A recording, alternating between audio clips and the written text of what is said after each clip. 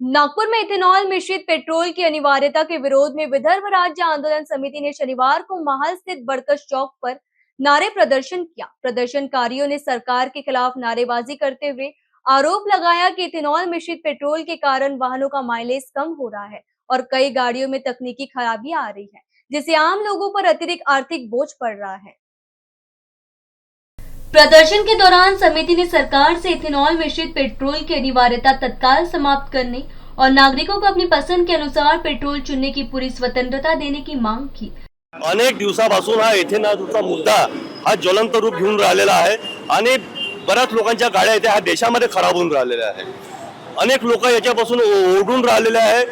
नितीन गडकरी जी आहे त्यांना सांगण्याचा प्रयत्न करून राहिले, पण ते कोणाचं ऐकायला तयार नाही आहे। आज लाखो रुपये लोकांच्या कारमध्ये खर्च होऊन राहिले, त्यांचे इंजिन खराब होऊन राहिले, मायलेज कमी झाला आहे, ॲव्हरेज कमी झालेला आहे, पण कारण काय आहे काहीच बोलायला तयार नाही। गडकरीजी म्हणतात की एक जरी गाडी खराब आहे असेल तर माझ्याजवळ आणा आणि त्यांच्याजवळ कोणी गेलं तर त्यांच्यावर एफआयआर करते।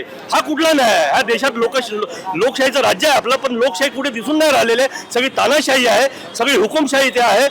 प्रत्येक मंत्री आपला मनमानी इथे कारभार चालवत आहे आणि गडकरी हे साफ खोटं बोलून राहिले। त्यांनी आपल्याला इथे सांगितलं की इथेनॉल जे आहे हे फक्त 10% मिसळण्यात येतील, पण यांनी जे 2030चं टार्गेट होतं ते 2025 मध्ये त्यांनी आमचं टार्गेट कंप्लीट झालं असं सांगून लोकांची दिशाभूल करून 10%च्या ऐवजी 20% केलं आणि त्यामुळे ज्या 2023 पूर्वीच्या गाड्या आहेत त्याच्यावर परिणाम होऊन राहिलेला आहे। आमच्या प्रत्येक गाडीचा मायलेज कमी होऊन राहिलेला आहे। साफ खोटं बोलून राहिले नितीन गडकरी यांनी। खोटं हे सगळे मंत्री बीजेपीचे खोटारडे आहे हे त्यांनी सिद्ध करून दिलेलं आहे। यूपी मध्ये जाऊन म्हणतात की आम्ही इथे बस चालू, हवेमध्ये बस चालू। अरे कसे इथे रोड खराब होऊन गेलेले आहे, प्रत्येक तुमचे सिमेंटचे रोड मध्ये तिथे गड्डे पडलेले आहे। काय तुम्ही हवेत बस चालवणार आहे? सगळे गडकरी हे हवेतल्या गोष्टी करून राहिलेले हे सिद्ध झालेले आहे आणि संतांनी म्हटलेलं आहे बोले तैसा चाले त्याची वंदावी पावले आणि बोले तैसा न चाले त्याला ठेचावे चांगलेले।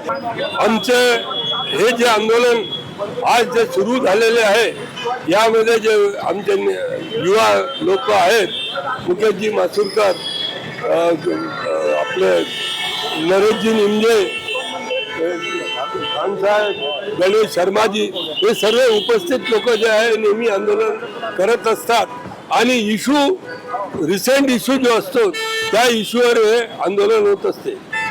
आता बीजेपी सरकारने नुसता मतं घेण्यासाठी जो संग्रह तयार केला त्यामध्ये त्यांनी पुष्कळसे व्यवहार सुद्धा हाती घेतले।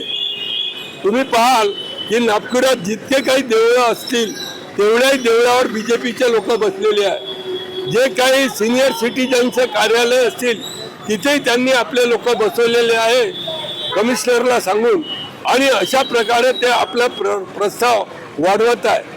आंदोलन का नेतृत्व विदर्भ राज्य आंदोलन समिति के युवा आघाड़ी के प्रांताध्यक्ष मुकेश मासुरकर ने किया।